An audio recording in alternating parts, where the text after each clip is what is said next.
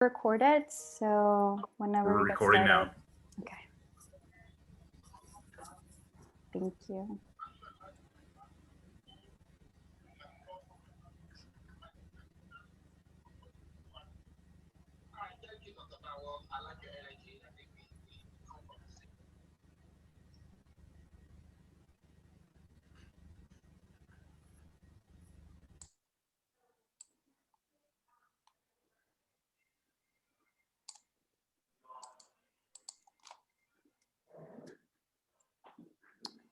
All right.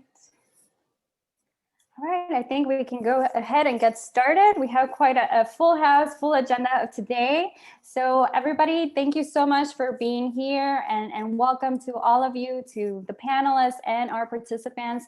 We are quite excited to have you all for this workshop in honor of Black History Month.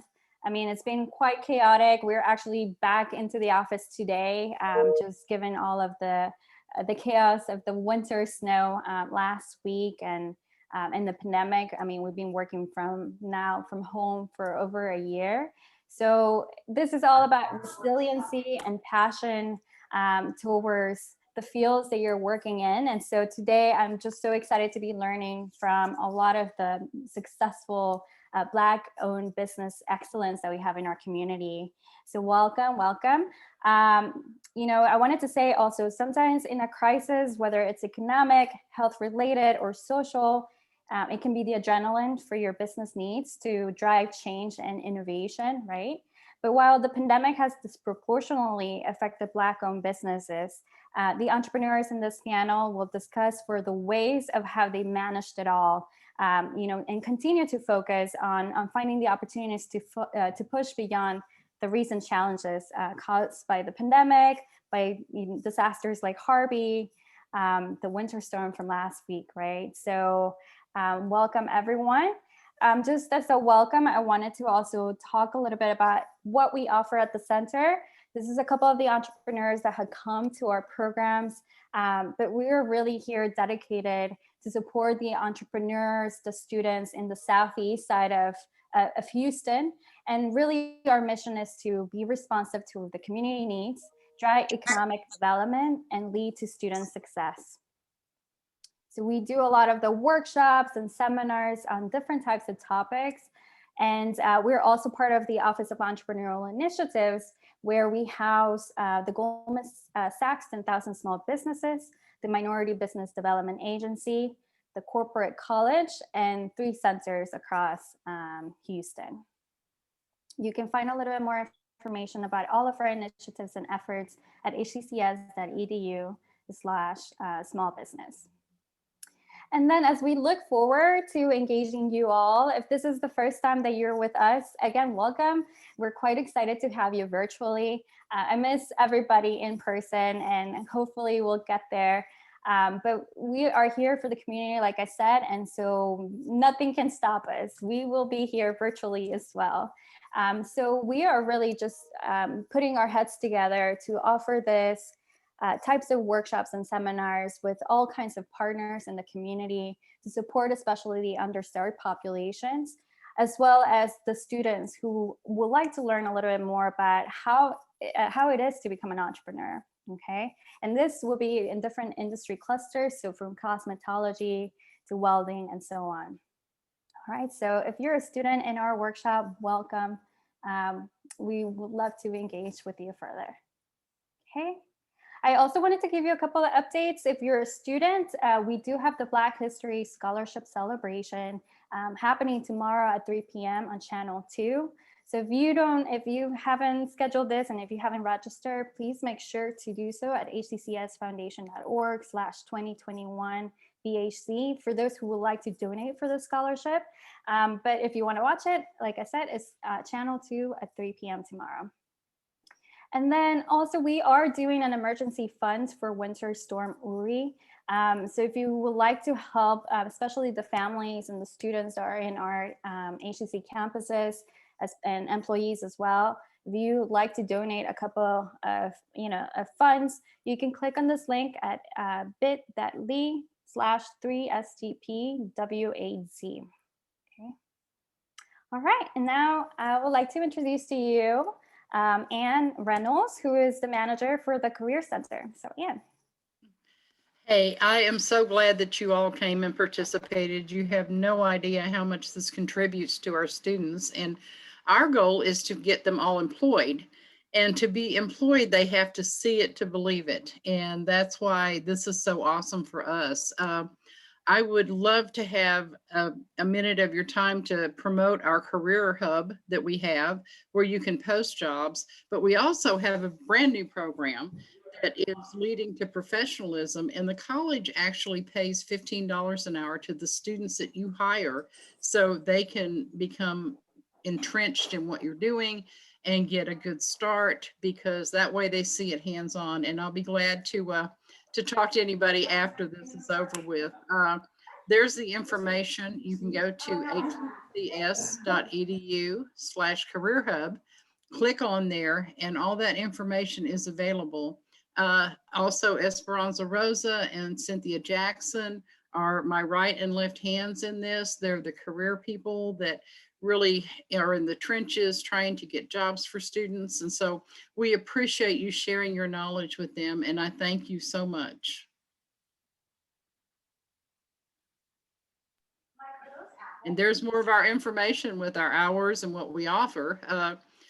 And we offer so much more than that too. A lot of times all we do is just listen and find out what they want to do, which way they want to do. And it's just kind of like a circus wheel sometimes, because as you know, if you've never seen it, you can't reach for it sometimes. So that's what we do with career assessments, and just sitting down, helping them get everything together. So, and we're available to help any business person in the community that wants to grow from a career standpoint. We also have people come to campus and talk to students when we're on campus. And it's just kind of fun to go visit a campus if you haven't been on one for a while. So thank you very much for your time today. Thank you so much, Anne. And well, I just wanted to go over, this is informal. If you have a question while a panelist is, presenting part of their business, please make sure to put that in the chat box, but also make sure that you're on mute so that we don't get any distractions from what's being presented. And without further ado, I think I want to go ahead and get started with Ms. Kim Roxy. How are you? I'm doing great. Brenda, how are you doing?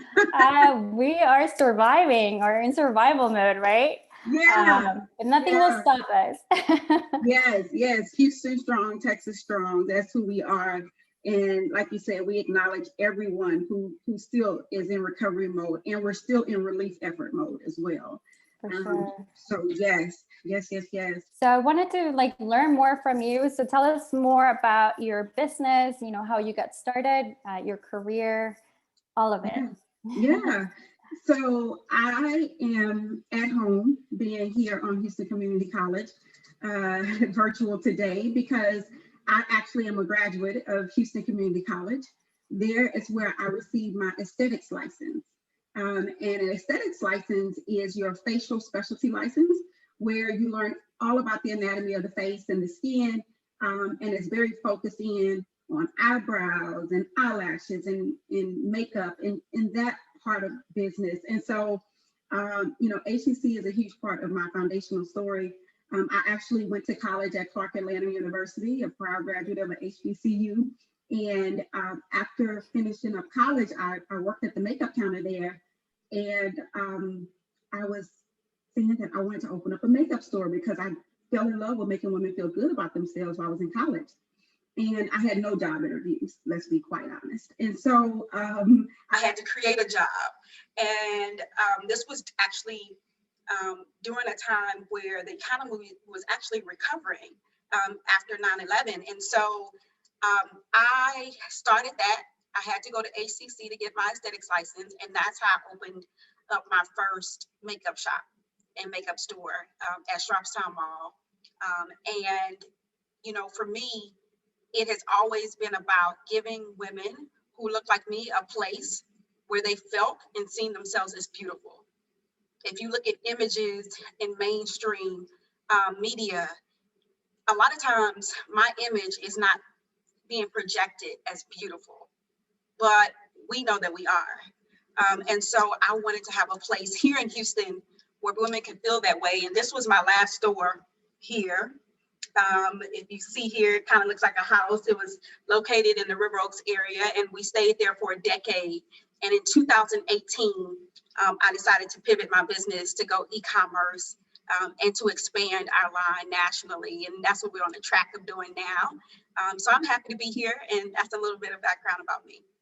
That's amazing. And also, I mean, you're so humble, like looking at the slide, like I told everybody, it was so hard to cut down on bios from all of our panelists, because you do much more than just your business, right? Like you also participate in your community. I mean, you received the Barack Obama Lifetime Achievement Award for community service. And yeah, and you've been honored. Yes.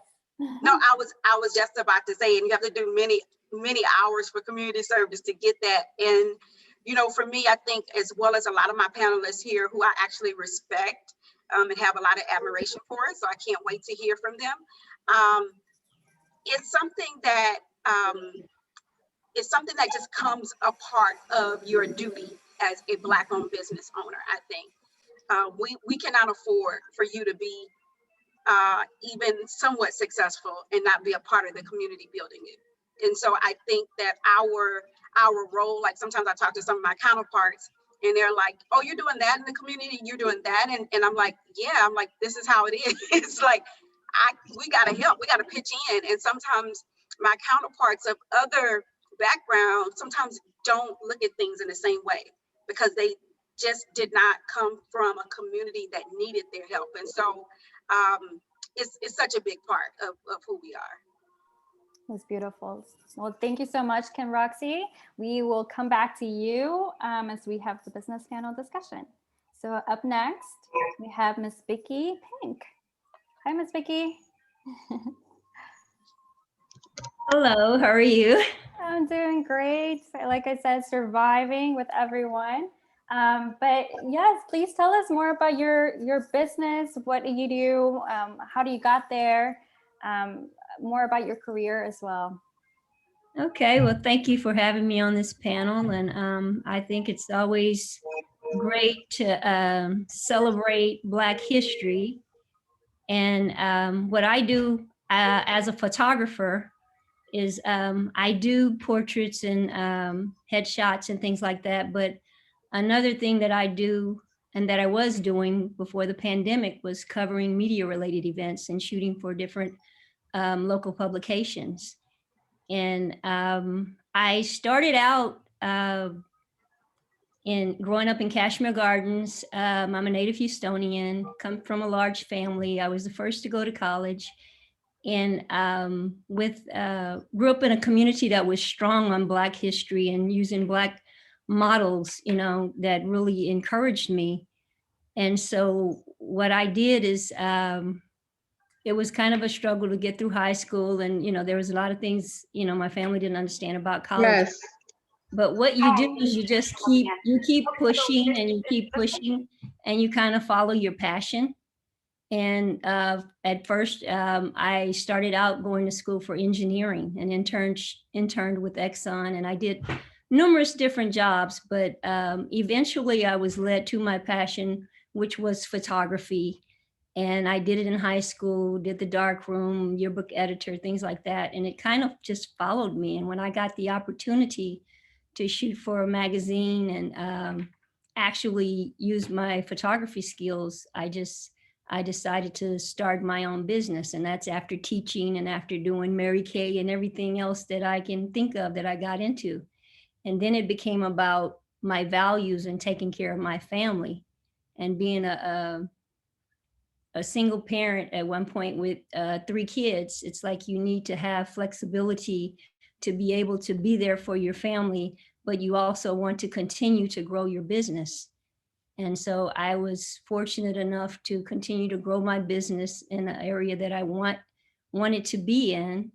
And through it all, I've just had some great experiences, and being able to shoot a reception with President Barack Obama there, being able to go to the White House, being able to travel, and to meet some of our Black history greats like Julian Bond, Maya Angelou, Andrew Young, and you know, just different celebrities and different people who have passed away.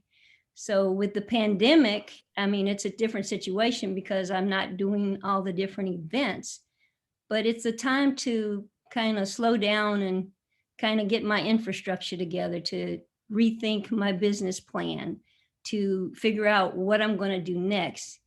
And through introspect, I just really still have that desire for photography and telling stories, but I also want to give to my community. And I would really love, you know, to start a publication and to hire, you know, those that have that same passion and to continue to grow my business. That's absolutely beautiful. And maybe, I mean, you created a documentary, The Jaybirds of Fort Bend County.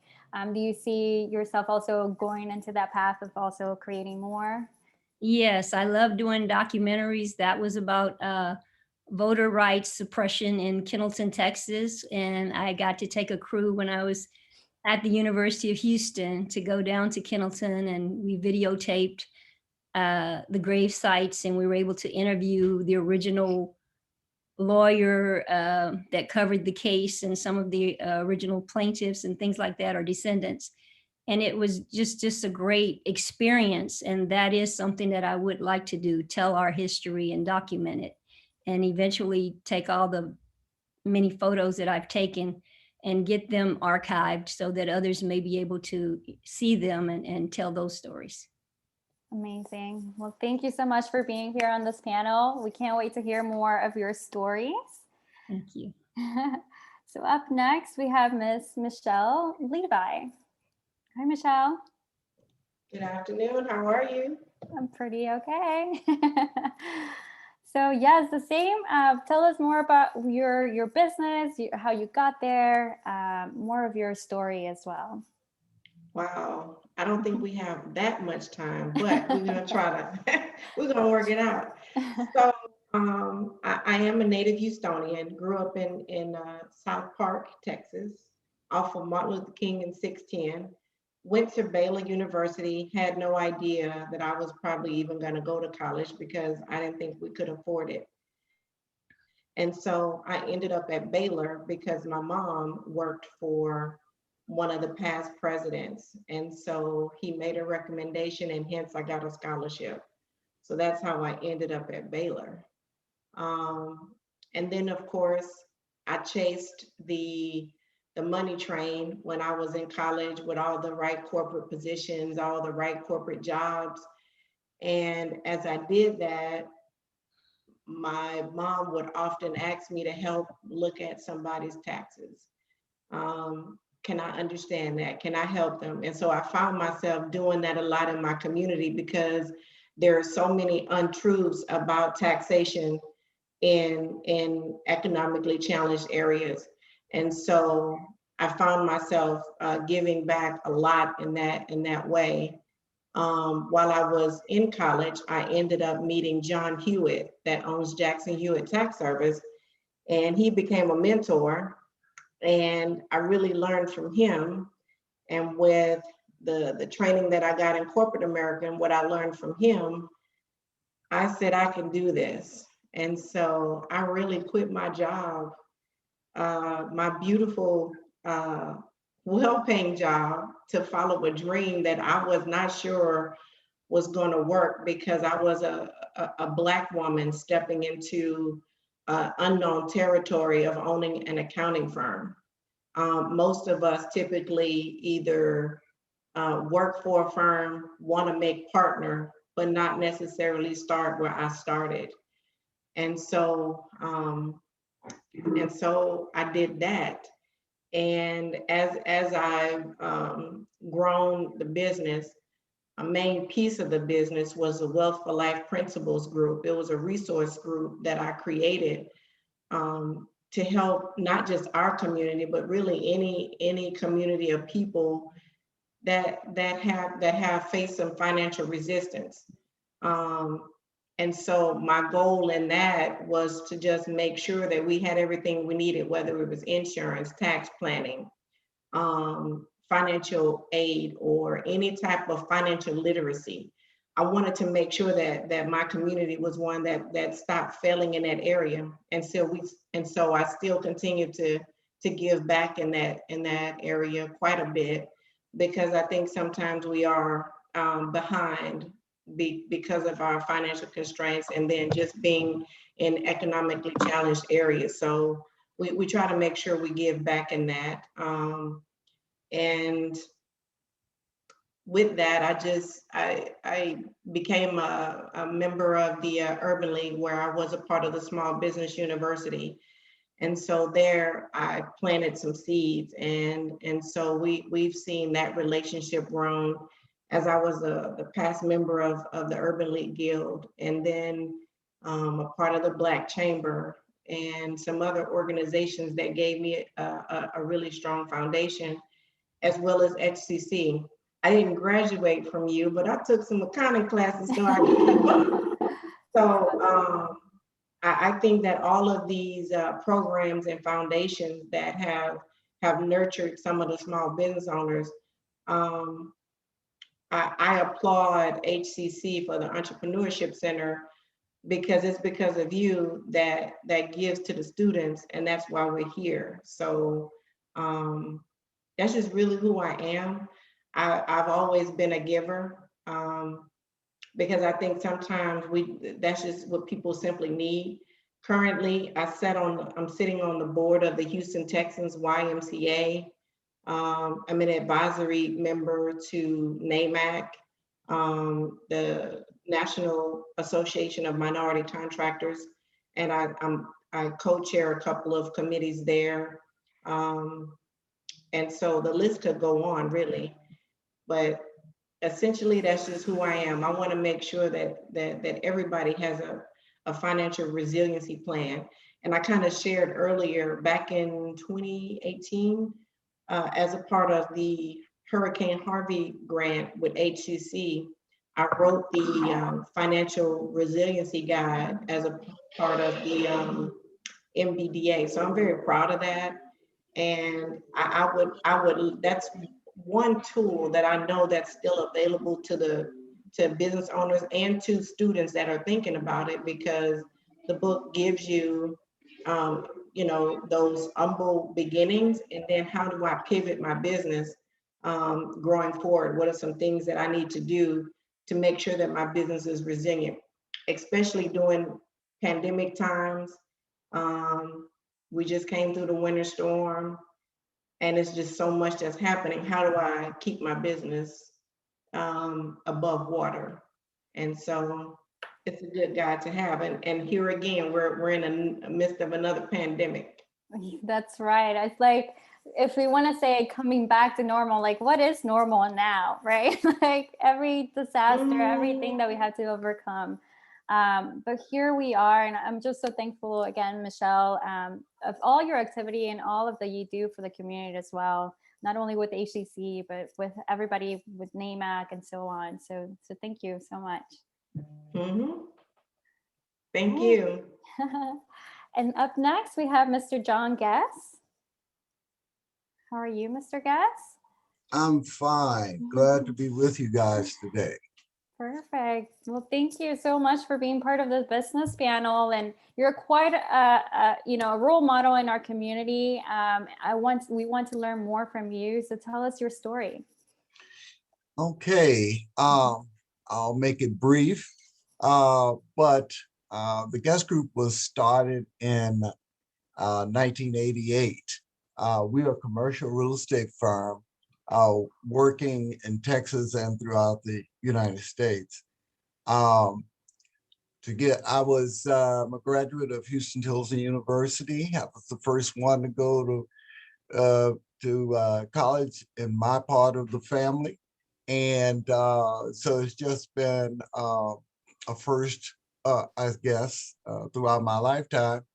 I was one of the first hired by Shell Oil Company for their executive class. Back in the day when we first started integrating large corporations, I'm working both in Houston and Atlanta.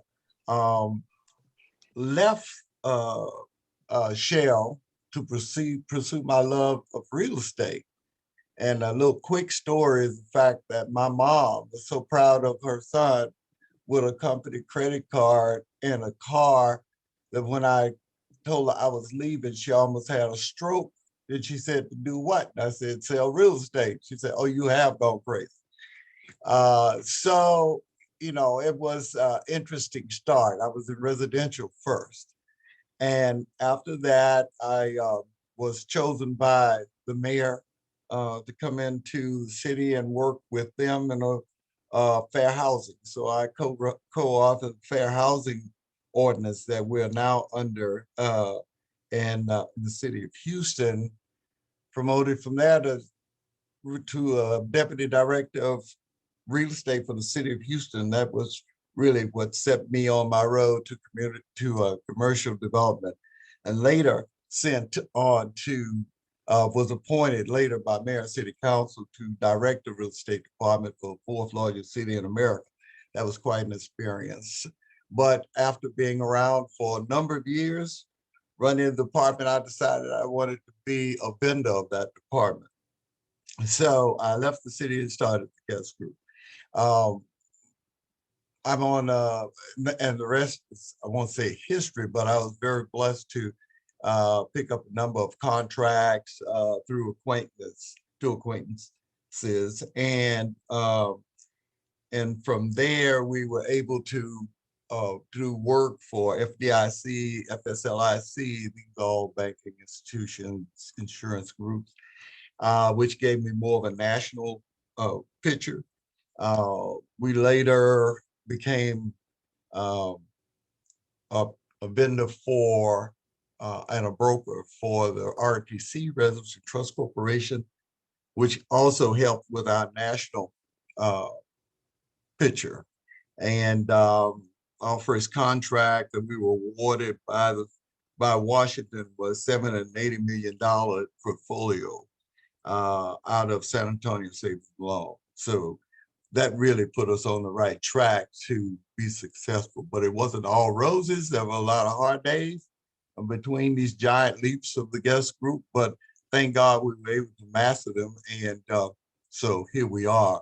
I'm on a number of boards and commissions here in the Houston, Texas, and national areas, but I won't go into all of those. So I'm just glad to be with you in any way I can assist and help your program at HCC. Brenda, happy to do so, and Stacy, Lacey, I'm sorry. Yes, Mr. Sidney. Yes, Lacey, I'm here to help. And hello to those on the panel I haven't spoken to. Thank you. Well, thank you so much, Mr. Guest. I mean, I think we keep hearing this from over and over, for successful entrepreneurs. It's like, you must be crazy for, giving up a really stable, amazing, successful career track to starting something on your own. And it is quite a risk that not everybody takes. But that's what makes someone successful. If you're passionate and that besides that craziness, that you're here for a purpose, that's what propels you, right? So thank you so much for sharing your story. All right, next we have Mr. Troy Taylor from Traylor Construction Management. How are you? Pretty good. How you doing? Pretty okay. Good. So now it's your turn. Tell us a little bit more about you and your business. Okay. I am a native Houstonian. I grew up also in South Park off of Bataan, so just before off of MLK. So in the corner of Michelle. Grew up very, very humble upbringing, a product of Houston ISD. I did not take my first airplane flight until I was taking a job interview in college. So I was always a dreamer, though. I was always looking for where I go to get what I felt was possibly in there for me, meaning how do I get from where I am to getting the, the nice house with the gate and driving the Cadillac Seville and all that. And honestly, growing up, the person I saw, the two people I saw doing that were my pastor and a postal worker that lived across the street. So those were the paths for me. I do believe that you really need to see success, to see paths so that you can pursue them. In college, I was the first in my family to go to college as well. And I was, to be honest, very nervous, very unsure about it, because I figured if it was in my DNA, then clearly somebody before me would have done it. So clearly, as a teenager, there must be something with my DNA that no matter how hard you push, that's just not for us. And I had a teacher that was a college professor part-time, and she taught in high school. And she told me I wasn't ready for college. So I figured, since she taught there and she knew clearly I wasn't ready, because she would know. And I ended up doing really well. I studied chemical engineering at Prairie View, and my thought was I would then go find a company again that would pay me well. So I thought oil and gas. Of course, if you're a chemical engineer in Houston, that's the way to go. But I wanted something that gave me some purpose. And I wanted to find cures for hypertension, diabetes. Those were things that plagued my family. And fortunately, when the oil company said no, a pharmaceutical company said yes. And at that time, I was dead set on going into the oil and gas industry.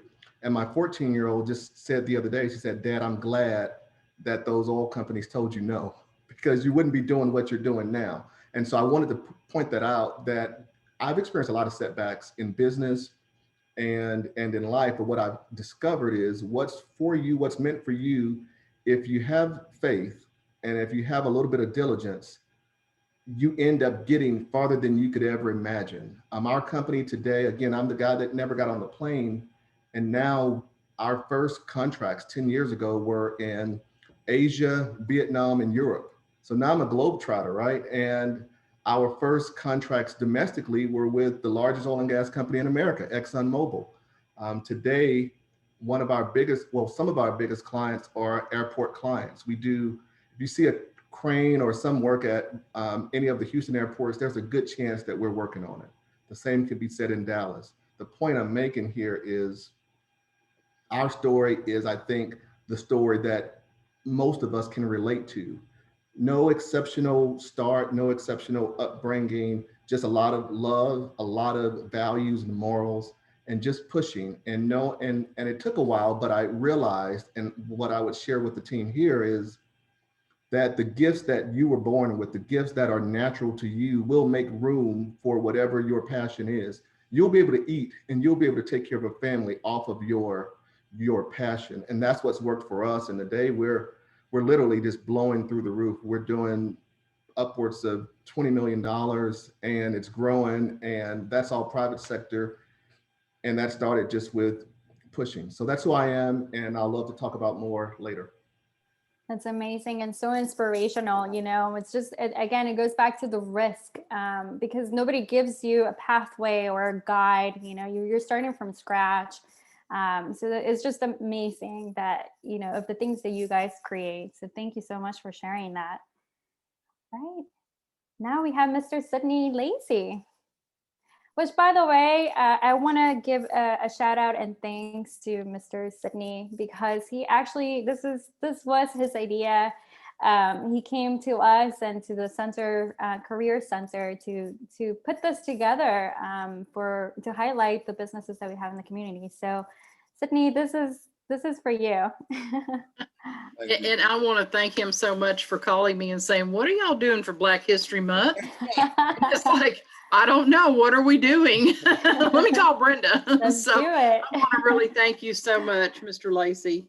So I want to thank you guys, because I knew when I called Anita that something would get started right away. And then when Brenda stepped in, the organization was done. So all I had to do is what I'm good at, which is make a suggestion, okay? And without actually carrying the football. So you guys have done a great job doing that. I was just listening to everybody's story, and I can hear some threads that go through it. And one of them is just, you never never give up. And that's, most of us know a Winston Churchill quote. And the other one is, don't be afraid to fail, because you will fail, and you will fail often. And you have to keep failing and have the enthusiasm to go back at it and not even worry about what happened. You know, that plays over with, keep going after it. So those are just some of the things I heard over and over again. And with my background, it's kind of odd because in my immediate family, there are no degrees, but when you get above into my uncles and my aunts, I'm the least educated with 1 degree. That, you know, my uncle T.L. Pink, who was the one of the founding members of the Black Chamber of Commerce here, had a doctorate. You know, I come along and get this little business degree, so people probably looked at me like, you know, you need to work a little harder. I had a cousin that was my role model. He was in the Air Force, which was a smart move because, not knocking any other branch, I got a bunch of veterans in my family, but the Air Force allowed him, you know, some real reaches at education, and he ended up being an FBI agent after that. And I saw what he did for a living and the way he lived, and I said, that's me. Okay. There was very little effort put in it, but a whole lot of result that he got out of it. And it was mainly, even though he was an agent, he was an analyst. So mainly sitting down, reading, thinking, and doing those sorts of things. And I said, that sounds like a good idea, since my father was in construction and actually did the construction, not like Troy. You know, he actually put his hands and got them dirty. So I knew I didn't want that kind of life. I went to University of Houston, and I was in the inaugural class of the honors program there, which we won't even go through how long ago that was. After I came out, I went to Shell too. So Shell has some of the best training in the world. That's how I learned to take care of my own profit center. And my first part of my career was in oil and gas. And then we all have those multiple careers that we've had. So I moved over to what I do now and what we've had the firm in for 15 years, which is basically it's professional services. And I did that 5 years for somebody else. And at I guess about the 4th year, I saw a report that they probably didn't want me to see. And I saw that I had 31% of the gross revenues under my area. I left the next day. Okay. I put in my resume, I put in my deal, you know, to leave and everything. And I said, I'm out of here, because if I'm making you this much money, I can definitely do it myself.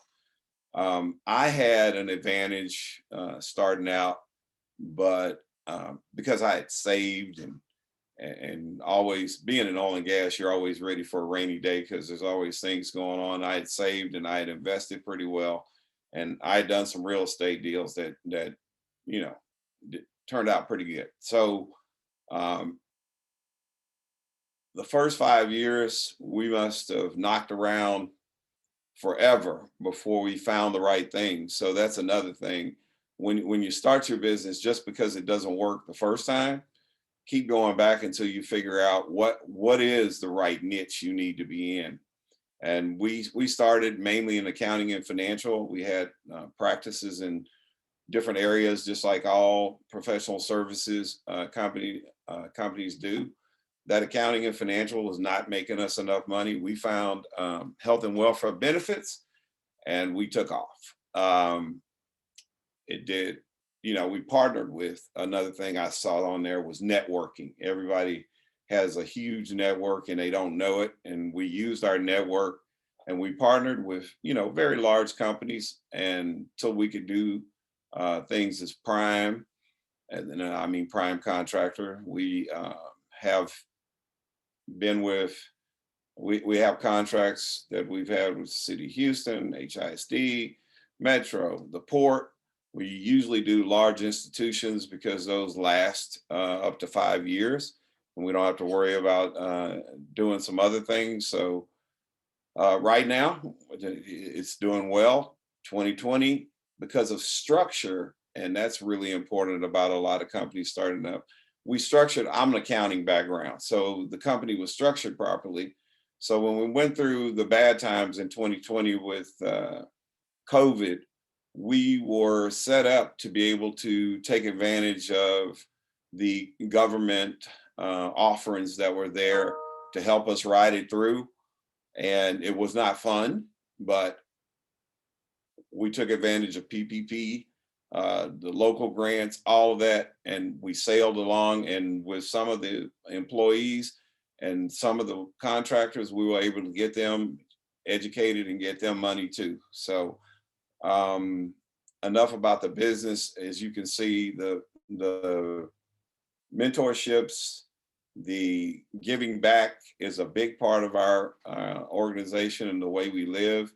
And our main focus, and that's why I'm here, is to make sure that underserved students have access to quality education, not just an education, but quality education. So that's what we're about. And it goes back to that, is also finding the role models. So I'm just so thankful, for also your service of being a mentor, because as it is the topic today, if you can see it, you can be it. Brenda, I remember when you interned at East End Chamber a few years back. When I was a college student. Yeah. Yes, exactly. Thank you.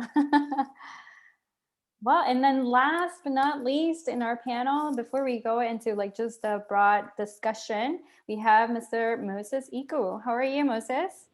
Good, Brenda. Thank you. And greetings to all the other panelists. I can't even begin to say how excited I am to be a part of this panel and to share my background as well as what my aspirations are as an entrepreneur. Every time people ask about Moses, who are you? I always start out by saying I'm a transnational. And they're like, what exactly does that mean? I say, look, I was born in one country, went to college in another continent, and now I live in a third continent. So I'm a third culture kid. I'm extremely, extremely curious about other cultures. I love food as a process. I come from a family, like Mr. Lacey was saying, right, where I am one of the least educated, believe it or not. Both my parents hold doctorates and my siblings are way advanced. But similar to some of the other panelists, right, I really see myself as a privileged individual who was born into a lot of access and opportunity in front of me that I just did not realize I had. So I was always that scatterbrain kid in the family, right? And that quintessential rebel. So when you are born into a Nigerian household, right, your future is pretty much laid out for you. And and I was always one of those kids who rebelled against that, right? So I dropped out of school many times. And before I finally went back to school and finished as an adult. But there was always one thing that I did. I always had a business going. Um, some of it, a little bit more structured, others not. Don't get me wrong, they were all legal businesses, so don't have any ideas.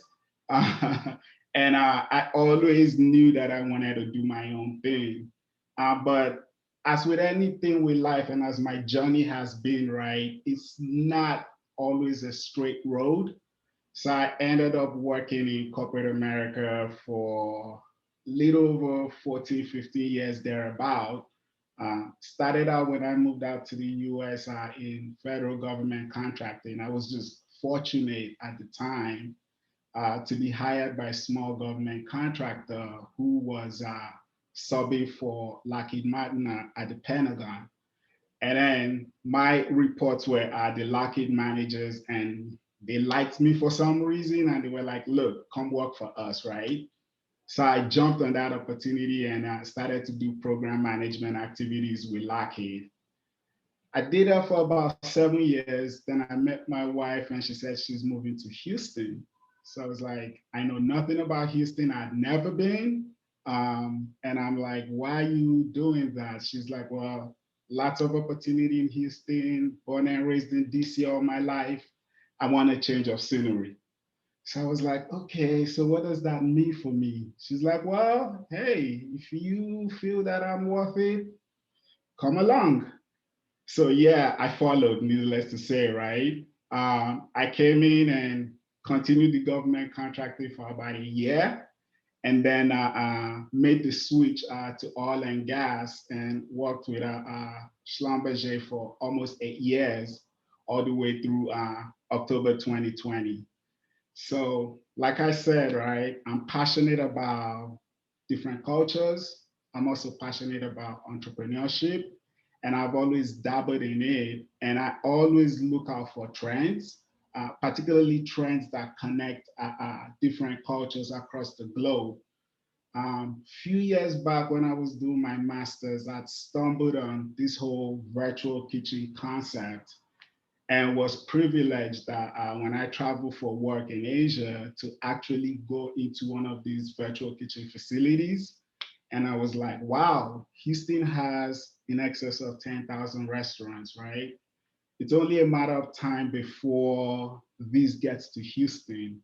And if it does get to Houston, what is going to happen to your smaller mom and pop restaurants?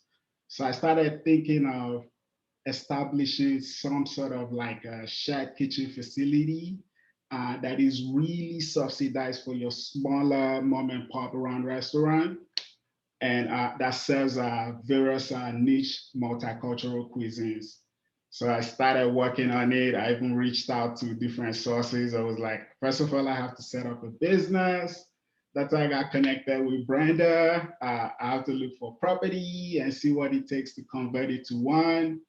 And we were in the midst of that when the pandemic hit. When the pandemic hit, I built a network, right, and a buzz amongst various chefs and restaurants, mainly people that I was meeting on Instagram, right? And I wanted to keep that engagement going. So I just thought about what if I just put up a web app, let them showcase what they have to sell, let's see where it goes from there. So we started putting in place the plan to build really a digital marketplace that is what is now known as Common Cookery today, right? And our main differentiator is we're a multicultural digital food hall. We do partner with the smaller niche mom and pop businesses and emerging chefs that are really focused on niche multicultural cuisine.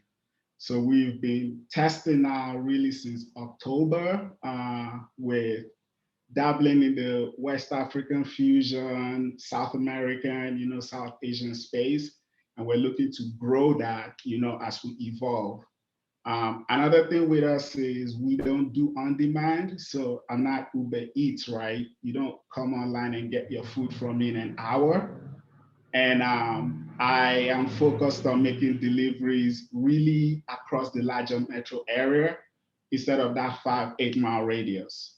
But at the core, with Common Cookery, and being that we're still a startup, is we really want to elevate and celebrate what we view as rich but underappreciated cultures.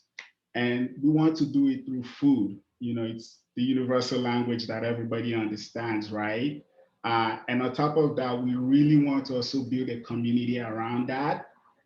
That's why instead of going through your traditional VC incubation channels, right, where it's all about 10x returns right away, we've been going through programs like HCC's entrepreneurship initiative, trying to really build that on-ground network that evolves into a true digital community and marketplace for up and coming chefs in the multicultural food space. Thank you so much, Moses. And I didn't put you in this panel because you came through our program. I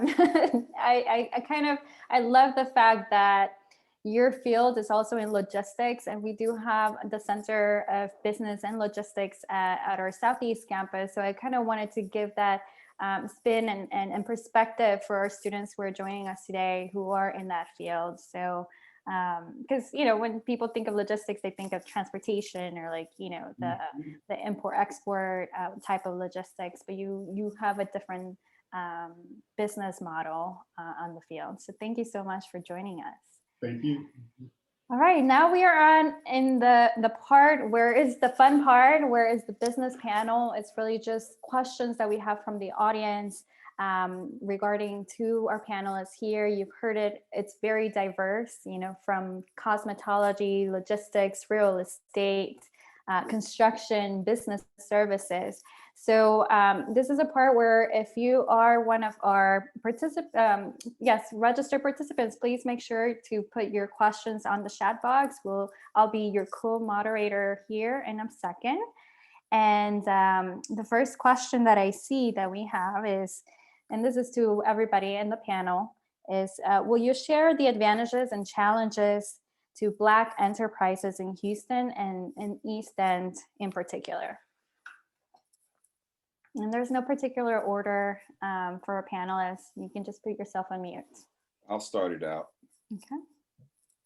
With us, we do something that's mostly known for large white-owned companies like EY or Accenture or something like that. So it's really not expected to see this kind of services coming from a company like ours. So that's the first thing, is who are you and why are you doing this? And then they look at our experience and if we can get by. I guess the second thing would be recognition, name recognition. They don't know who you are. You're doing something they don't expect you to do. If you were doing a car wash, they'd line up at it. I'm just being honest. When you're doing something like intellectual property, you can forget about it. So the way we overcame that, I guess, would be the next part of that is to partner with reputable companies that are already in doing the work that you're doing. So those partnerships and that network gets you introduced, and eventually you build your brand. Where's Brenda? I am back. I just needed to open the door to my doggies. This is one of the virtual challenges I have. All right, that's my take on it. Well, Lacey's story sounds a lot like my story. When I left the city of Houston to start a commercial real estate firm, we didn't have any other Black commercial real estate firms in Houston, believe it or not. And so everyone in the real estate business of color just simply said, this guy is crazy. They're not going to admit him to that fraternity. And of course, we didn't pay that any mind. And I had made a lot of friends downtown as director of real estate. And of course, I shopped them to see about work. And fortunately, one decided he was moving a division of his company in Houston. And so that was my first major contract. And we started and got some recognition because of that. And that helped open the door for me, but we still found resistance to people of color. This is a very business. I found that relationships are vitally important, and that helps bridge the gap between your firm and the corporate firm to give you get entrance there, get admitted there. We also have the large presence in public entities. I would say anyone going into business needs to play on the minority program as much as possible. That's why they're there, and we should work to become certified in as many as possible different certifications, because some require more than one certification to include you in the deal. There will always be roadblocks for me now and forever. And we have to be strong enough to go around those kinds of barriers and push on. So, you know, my situation, as Lacey said, was, I guess, a little bit unbelievable that we succeeded based on the atmosphere that we launched the company in. Amazing. Michelle, you have your hand up. Yeah. I did. I was trying to be politically correct, right? Love it. So let me say that I agree with both Sydney and John. I mentioned it a little bit earlier, but when you think of a Black woman coming from South Park that wanted to not just do taxes, but own an accounting firm, where does she come from? Who does she think she is? And who does she really think is going to use her services? Because when you look at some of our smaller communities, all we have is a tax service that's only open February through April. And then they go poof, they disappear. And so I said, I want to be better than that. And we're going to do more than that. And so I put in the chat box a second ago some of the relationships that I started with some of these people that are on the panelists. And it is very much about being resilient. Troy talked about not giving up. Sydney just mentioned relationships. Mr. Guest just mentioned relationships. But it's about producing a good product and a good service. You have to be able to produce what you say and perform the service that you are advertising. And so for me, I felt like I had to work just as equally hard, because when I looked at my my proposition value, what did I look like? And I looked at some of my white counterparts that they were bigger, that they had bigger investments and things like that. And I said, well, I may as well join them. And because of the certifications that I've received, I think I have all of them, Mr. Guest. I got all the alphabets, right? I got the city, the state, metro. I'm certified in other states because I wanted to bring my business global, and we're federally certified. But it's because of the relationships. I've subbed under some larger firms so that I can build up my name and my service. And my first major contract came as a result of Hurricane Harvey. And so now, and we're only in our 9th year of business, we're going into 10, we have a book of business that's over $5 million. And that's pretty impressive for a little girl that looks like me. And so we continually have to produce more and do more because of that. So I agree, and some of my panelists I haven't spoken to in a while because of COVID. We don't get to see each other as much, but I'm just always overly impressed with the panelists. And just a little quick note. One year we went to Chase had a big breakfast or luncheon for business owners, and Mr. Guest was there. And I was just talking to him. I was comfortable. And he said, have you been here before? And I said, no, sir. He said, and why are you sitting here talking to me? Because I was comfortable talking with him. And he said, go over there and talk to somebody, introduce yourself. He said, where are your business cards? And so that is really what all of this is about. So it's stuff like that that makes you go, wow, we really are doing a good job, and we're trying to pay it forward. For sure. It's just impressive, you know, like how you go over fear. And that's one of the questions we have actually here in the chat box is, you know, one of the major barriers to the execution, or what most people see, is fear. A lot of people have great ideas and business plans, but somehow fear just stands in the way of being it. What will you say to someone who's faced with this challenge right now? This is Troy Taylor. I'll take a stab at it. Sure. I mean, fear is inevitable, right? So what I tell my colleagues, and especially what I tell my children, is fear is going to do one of two things. Fear is going to paralyze you like a deer in headlights.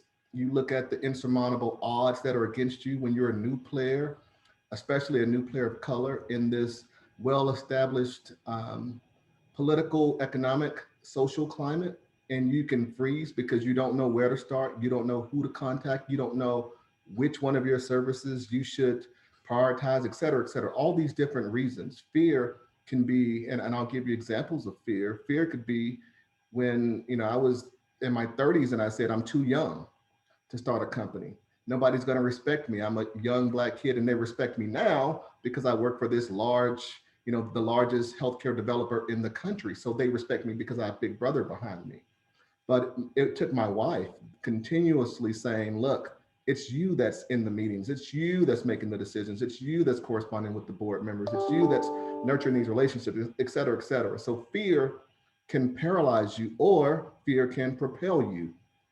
An example, you hear stories all the time of, there was one recently where a kid was playing a toddler, and they were in the driveway, and the car for some reason rolled back and got on the kid, and a single mother lifts a car to get her kid out. I can't lift a car, and I exercise all the time. My point is, fear can propel you to do things you never thought you could do. For me, that fear is making sure I can pay my mortgage. It's making sure I can send my kids to school. It's making sure I can expose my kids to different type of things that I never saw, so that they can get on a plane before they go to college, instead of like me. So fear of not providing is what fuels me, actually. It's what keeps me up at night. It's what wakes me up in the mornings. It's what gets me flying across the globe, even during a pandemic. So it depends on what you do with fear. Don't let fear paralyze you. Especially right now, you know, with all the challenges in our social, political economy that we have, right? Like fear is not only for your business, but personally too. So it gets very serious as to, you know, you start questioning, why do you have to prove yourself all the time, right? Okay, before I go to the next question, I don't know if any others in the panelists would like to jump on this topic. Moses, I see your hand. Real quick. Okay, sorry. On the subject of fear, because fear, at one time, I thought it was going to paralyze me. And then I realized that fear is only a construct. It's not real. It's only what you have in your head. There is nothing real about fear. So after reading some things, I realized that we're all going to fall. We just need to fall forward. You always fall forward. You fall forward, get up and keep going. Those of us who play sports or whatever, you forget the last play immediately and go back in. You cannot remember, even if it was good, you can't remember that. You got to move on. So the fear construct is not, it's a false thing. It's not there. You know, you have to just remember, fall forward, get up. Don't worry about what everybody's saying about you or anything. You just move on from those things. Thank you so much, Sydney. Moses? And all I wanted to add to that is, for me, when I feel like I'm afraid to do something right, I always ask myself a question. So what exactly am I losing out on, you know, if I don't take this next step? You know, for me at least, right, every time I've asked myself that question, I've seen it as a motivating factor, right? As Troy mentioned, to really use that fear as a strength to actually go ahead and do it. I was watching a documentary on Netflix, and it was Doc Rivers, and he said something to the tune of, if you make a mistake, so what, right? Get up, do it again. So I just use that fear as more, I transform it more into like, am I really losing out on something because I'm scared to do it? So I would say just ask yourself that question and see what that answer becomes, and you'll be surprised, right, how far it will take you in terms of taking that next step. Appreciate it, Moses. All right, we have a lot of questions. We're trying to address them all. So I'm going to combine two questions that we have. Is how important is it for a business to plan on expanding their business to statewide, national, and international markets? And when do you see the results of the work you put in? So let me, this is Michelle Levi. That email that Charlie sent. Sorry, like the new. So when one of the things that I initially wanted, when I did develop a business plan, because when I started, I didn't have one. I just knew in my head what I thought about. I knew what was in my heart, and I knew what my passion was. And I knew what my professional goals were for me. And so when I finally put pen to paper and I came up with what my business model and my value proposition and what did all of that look like, I wanted to be able to have work in multiple states. And so one of the things that I started doing once I got certified is finding out about certification in other states. What does that look like? Texas, I know we have some things that we have to work on, but one thing we don't have to work on is our certification programs. And so there are some smaller states that accept the certifications here that we've already started. They kind of simplify your certification, and it makes it easier to move into those markets. But I will tell you, to move into other markets, that's also going to be a financial burden in some situations, because until you successfully obtain a client or customer, vendor, supplier in that area, you're going to have to pay for your own travel. So I would tell you to be prepared, when doing that. If you're in e-commerce, it may be a little bit easier for you because your foundation is that e-commerce, everything's electronic, drop ship, and that type of thing. But for me, because we're in professional services, it takes that airplane ride. It takes, to get in a car and drive overnight to the next city, where you have to actually physically, develop those relationships. So it's not impossible to do. You just have to prepare for it. And so when you're making your business plan, when you're putting together a pro forma, for the first few years of your business, make sure you include that in your pro forma, your budget. And then you want to make sure you research that and find out if there are opportunities in that market for you before you launch into the deep. So that would be the number one thing I would tell you to do, is just to simply prepare for that. Thank you so much. Anybody else who would like to address the same question? I'll just piggyback off that. If you recall, when we started, we had a business plan, but we had customers that we were going to target. We had no idea that China was literally going to knock on our door. What I'm fortunate to have is a wife that just thinks way outside the box. Because I'd never been to China, I don't speak Mandarin, and that's a whole lot to ask a young 34-year-old. Hey, go to China, so that's and it's not a democracy; it's a communist, place. So right. So But the beauty of it is while we were in China and you're jet lagged and you're in hotels and you're up the middle of the night because it's still daytime to your body, we started exploring, saying, since we're already here, let's look at Kazakhstan, let's look at Europe, let's look at Vietnam.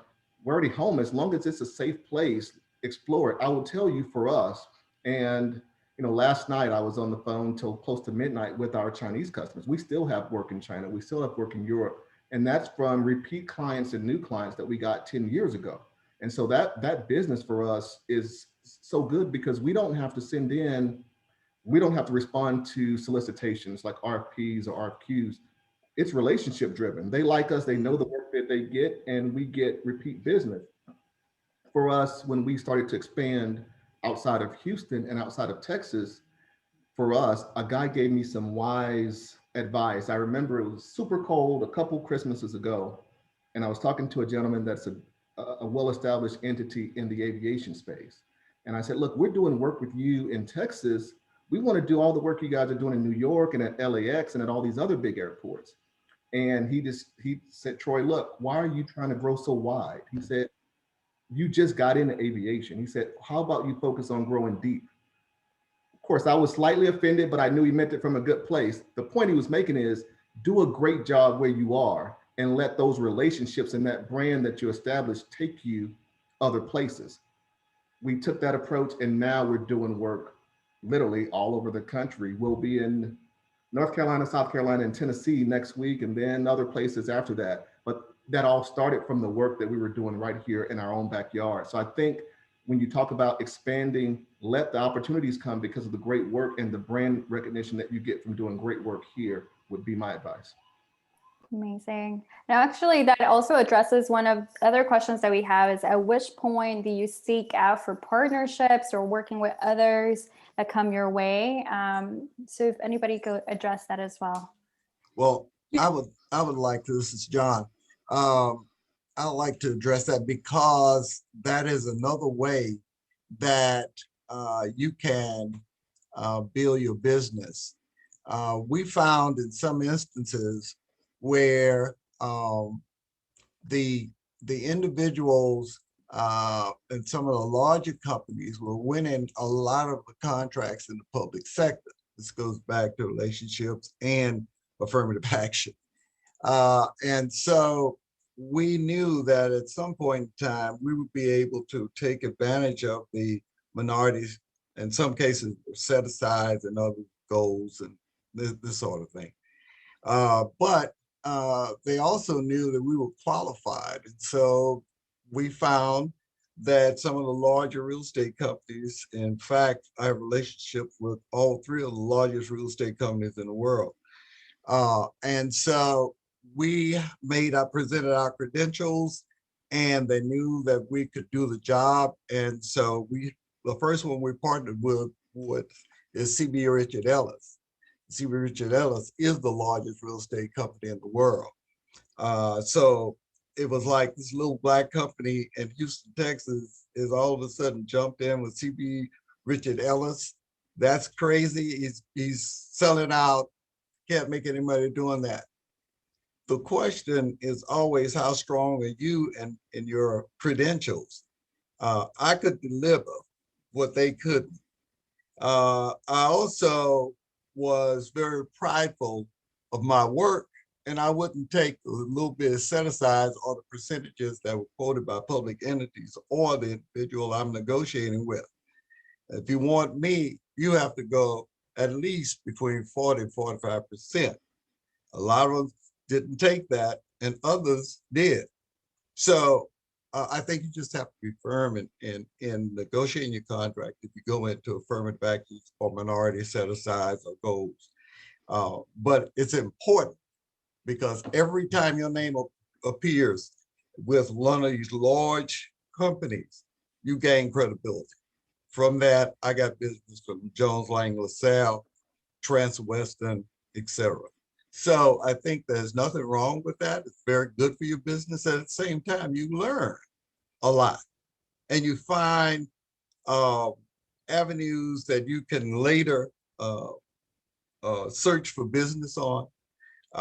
And again, you can't beat the education you get when sitting in on some of the meetings and use some of the products that these guys use in buying and selling or investing in real estate. That's amazing. Thank you so much.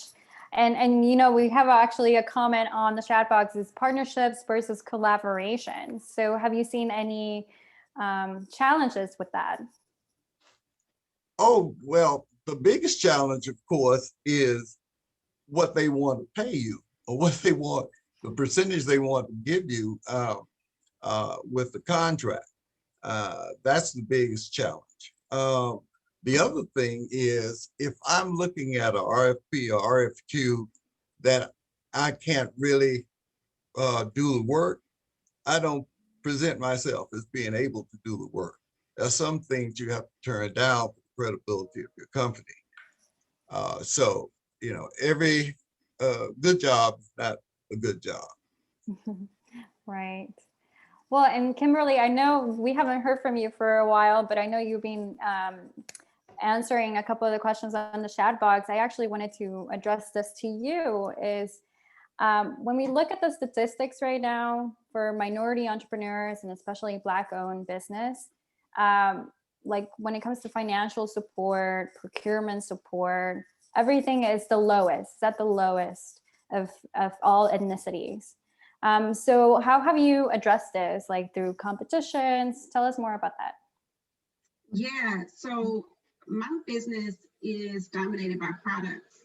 And so for us, you know, there is a lot of times a big capital investment around building products and manufacturing products. We actually manufacture our beauty products right here in Houston. So this is not just an oil and gas city at all. This is a cosmetic city. We're making beauty products right on the north side of Houston. And when you think about us being able to compete in building a brand and a national brand that's been featured in, you know, Essence Magazine, Cosmopolitan, and all these places, how do you build a brand? It takes time. We talk about credibility even for your own companies, and then think about that as far as like any brand you use, the credibility that you need for that brand. And so for me to be able to go against that capital deficiency when starting a business is, for me, it's been about how can I galvanize my customer to get her to buy into what we're doing and her become a part of the investment. So one of the things that we did was we ran a crowdfunding campaign for our business. And that's something that we did. And I just made women informed. So a lot of times women are working their jobs. They don't know that on average, a Black woman from a VC firm only raises $24,000 where a white male will raise 1.2 million. She's not privy to that information, but when she finds that out, she's like, what? Is that really what's happening right now? And it's like, yeah, that's really what's happening. And so taking that information and giving it to her and serving it to her and letting her know about that, because she's wondering why she's not getting choices that speak to her, like, you know, women of color, not getting choices and products that speak to her issues. And she's like, that's the reason why they never do even make it to the market, or they're so small that I never discovered them. And so we use that type of thinking and that type of information to get her excited to be a part of it. I've definitely done business pitch competitions because of the fact that it brings such great exposure to your business and can get you in front of the right people. And it also solidifies such a big reason why the problem that you're solving, it needs to be solved. And that's been a big part of our business as well. One of the first business pitch competitions I did was for Odyssey Media. And if you don't know who Odyssey is, if you're a woman of color, you definitely need to look it up. Odyssey is one of the most influential group of corporate and entrepreneurial Black women. And it's an international organization. And they held a business pitch competition, and I was a part of that. And I won that one. And Coca-Cola was a sponsor, but it was really about the women that were in the room. And that was just amazing. So I'm gonna put some of the business pitch competitions that I know about in the chat, so people can, if you have a business that want to take advantage of that, they can. But for me, you know, I started as an entrepreneur at 21. And so to, like Troy earlier was talking about not being taken seriously, I remember going to Sharpstown Mall to go sign a lease for a space, and the leasing manager wouldn't even lease to me because she said I looked like a kid, and she didn't have time to play around. She's needed a real business inside of here. And I wouldn't leave because that was not an excuse to make me leave. She said, well, I'm going to get the owner of the mall and he can call security for you to go. And I said, that's fine. And I just sat right there, and she got the owner of the mall, and I explained to him what I wanted to do. And I ended up leasing space inside of there. And that mall ended up going into bankruptcy before my business and continued to succeed. So I think that, you know, for me, it's always not about everybody even like taking hold of your vision from the beginning. But if you know you got a vision for something, and just like right now, I know I have a vision for Lamique to become, you know, one of the biggest beauty lines. And I know that right now in beauty, actually white men dominate our space and are telling, that's the reason why we get such bad choices right now for our skin. So I know what's needed and what needs to happen, and so that's what I'm going after now, and I feel so compelled to do so. That's so inspirational, and I just love it. All of you have really proven over and over and over again that, you know, there's power in having confidence in yourself, but also in showing the gifts that, you know, are given to you and giving that to the community. So thank you so much for your persistence. Right now, I know we're running, you know, we're right on time for the discussion for the career related questions. So I wanted to give the opportunity to Elijah, who's the president of the Student Government Association, to come in and start moderating those questions. Thank you so much for having us here today. I greatly appreciate everyone that has come out and taking their time to be part of this panel. And I had some questions for you. I did hear some mention the fact that, you know, they did not graduated. And so therefore, a lot of times, you know, the perception if you didn't graduate, you know, you cannot make it out in the real business out there, you know, and you are the real business at this point. So I wanted to hear from some of you guys that did not ended up getting a degree.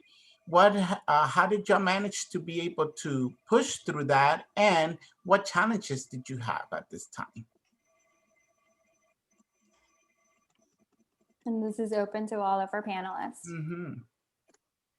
I'm sorry, I couldn't hear. Could you restate that for me? Oh, definitely. Okay, so I know some of the panelists said that they did not finish having, you know, getting their degrees.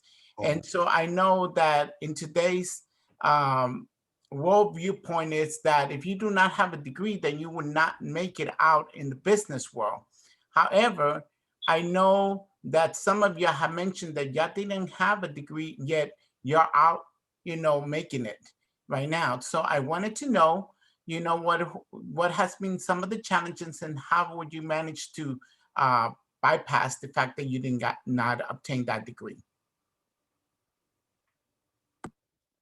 I can tell a story. I have a degree, and I suppose most of us on the panel will have a degree. But I just read in the Wall Street Journal earlier this week of an individual who started with UPS, and he dropped out of school, he had some hardships, but he started driving trucks for UPS, and he worked so many years that made him a foreman, and later on he became a supervisor.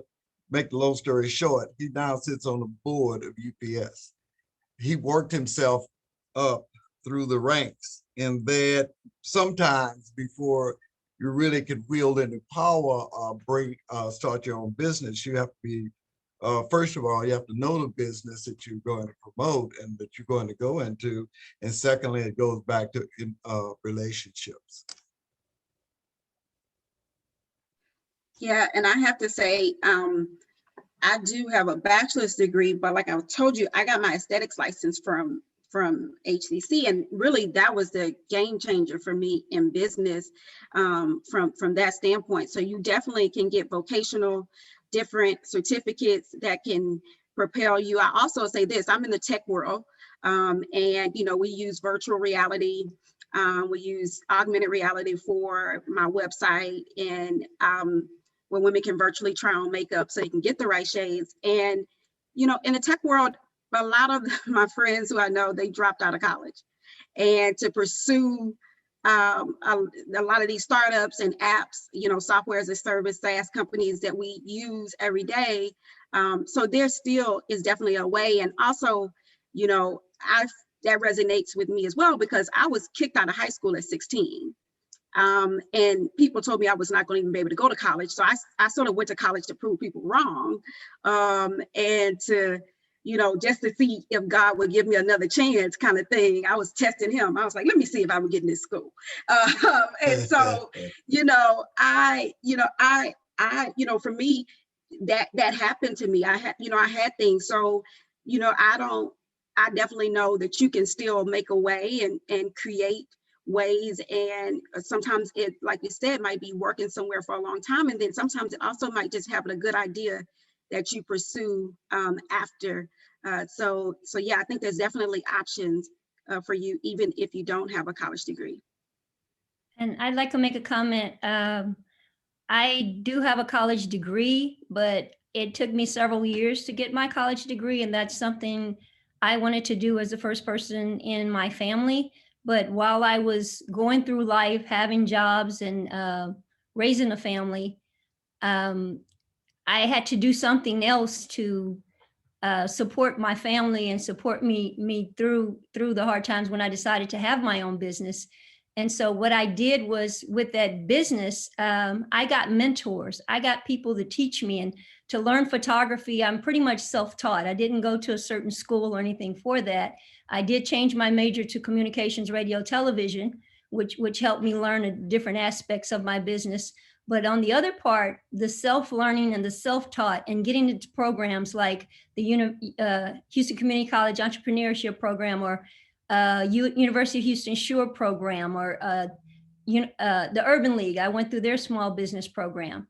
And then there's also different organizations you can become a part of. Like, I'm part of the National Association for Black Journalists, and just getting exposure and networking, meeting people, finding out what are your needs, what can I do for you, and giving them a good product. And most of the panel here, I've photographed them at one time or another at different events or on different occasions.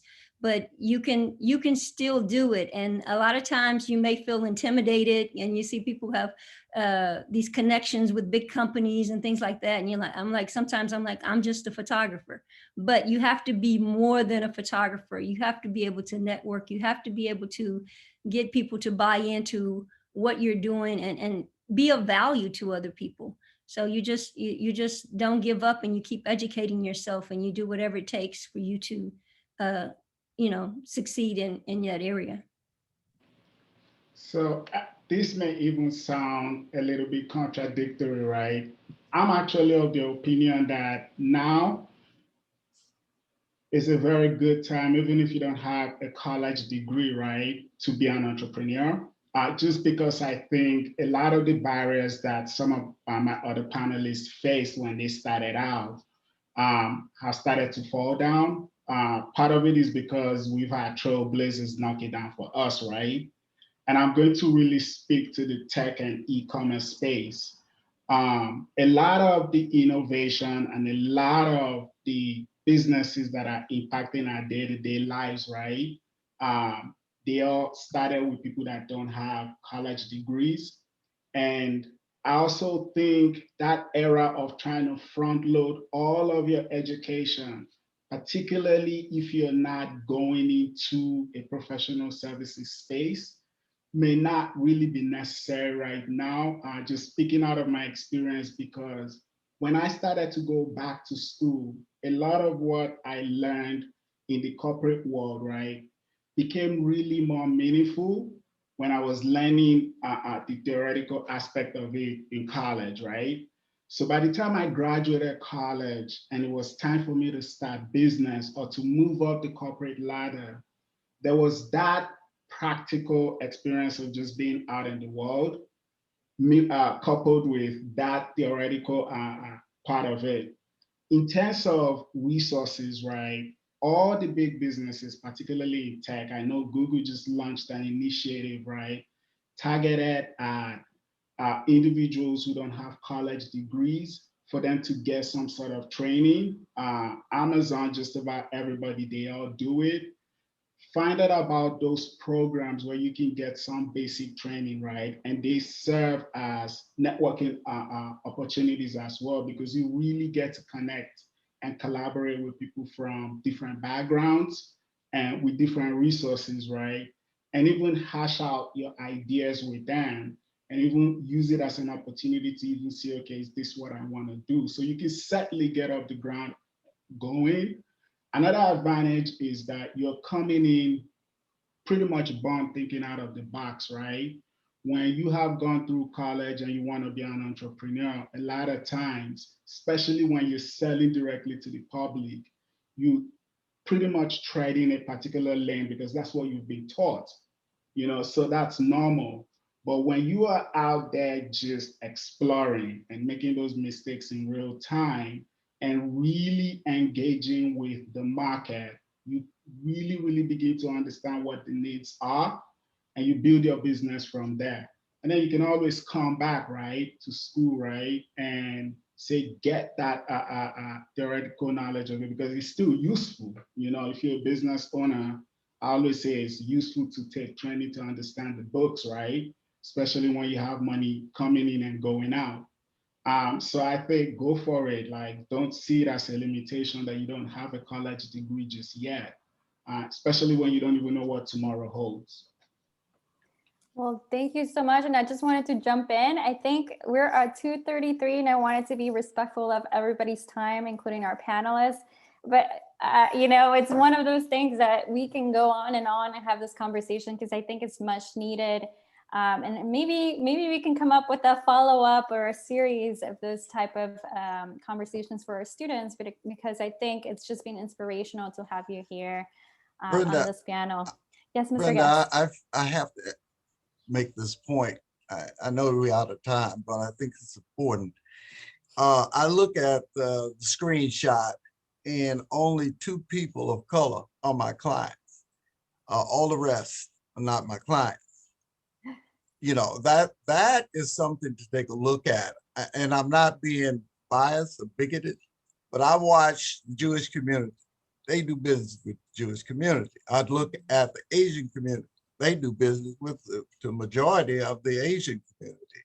I look at white, it goes, the majority of whites do business with whites. Hispanics, same thing. They do a lot of business with their own people, their own culture. I think that it's incumbent upon us to get involved in many situations, such as when I've heard that Michelle's on the Y board, go to Y meetings, go to the Houston Black Chamber meetings, get to know those people there. So you have other individuals you can speak up, speak to. And then of course, there are a number of other meetings such as with the ULI and all the professionals that's in your particular business. But I think that, again, there are a couple of people I don't know on this panel as well. So I think that one thing you can tell anybody about getting in business is that you need to try to know who your fellow competitors are in the marketplace and see of color and see if you can get information from them, work with them, etc. So I just wanted to throw that out because that is a big problem when minorities try to do business. Troy, I met you a few years ago, but again, I didn't fully understand what Troy did. We built a couple of home housing projects, multifamily projects, and I didn't contact his firm, even though it doesn't necessarily specialize in multifamily, but he possibly could have done some sub work. But anyway, I'll get off my preaching stool and say I apologize for that. But I think it's necessary. We keep telling and talking about helping others of our own culture. And that's exactly what we wanted to do as an outcome from this. It's really build further on our community and support for our entrepreneurs, minority entrepreneurs. So maybe one last thing before we go, if I can ask the business panelists to share your contact information or your websites so that people can follow up with you and connect with you directly. Please share that on the chat box. But like I said, I'm pumped up. I'm actually, I'm not Black, right? I'm Hispanic, but we do see a lot of the same challenges in our community as well here in the US, and even a little bit more of the language barrier, right? And so this is relevant to our minority entrepreneurs here in Houston and how we can support each other, do business with each other, get stronger together, Yeah. Yeah. Totally agree. And I'm happy John said that. So I don't feel bad about saying go to lameekbeauty.com and go get some makeup for someone you know. It could be your wife, it could be your friend. But make sure you do that. I have no shame in it at all. So make sure you go there. I'm happy you said that, John. Thank you. No. My daughter asked about your product last night, and I told her I was going to connect you guys. She's only 14, but she's getting into that stuff now. Exactly. I got you, Troy. Love it. All right. Okay, everybody's putting their websites together, and also for the students on the panel here, please make sure to download or copy those links, because after we leave, those will be gone. But we will also be sharing the recorded link for those who were not able to make it. I know it's during lunchtime and some people are in working schedules, so we'll be sharing that information as well, and they can see the chat box links through that channel. Wow. And I really appreciate all of the effort that you all put into this. This is so great. And I keep seeing some of the chats roll by and the students are like, this is awesome. I learned so much. And so no matter what color you are, if you don't take away anything from this, I feel sorry for you. You're never going to get it, because you guys just absolutely blew it out of the water. And thank you so much. And I'm so glad I didn't let Sydney scare me half to death the first time I talked to him, because when I talked to him, I called him out of the blue, and first thing he said is, "Who referred you?" And the tone of voice was like, whoa, okay, this man's coming through the phone after me. And when I told him, he was sweetest man on the face of the planet, but he wanted to know before he wasted his time if I was serious. Okay. So Sydney, I'm still serious about it. I really appreciate all the joint efforts, because we've used you before, and all of you all, I just love you. Y'all are great. So thank you so much. Appreciate it. Yeah, I know. And actually, please join me, because this is virtual and so weird, but please join me in giving a clap to our panelists with your reactions down there on Zoom or on video.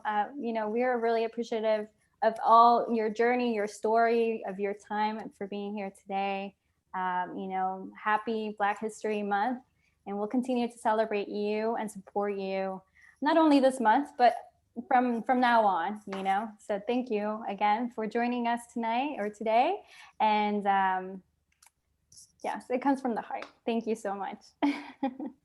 Thank you. Have a wonderful day. Bye-bye, everybody. Thank you so much. Bye-bye.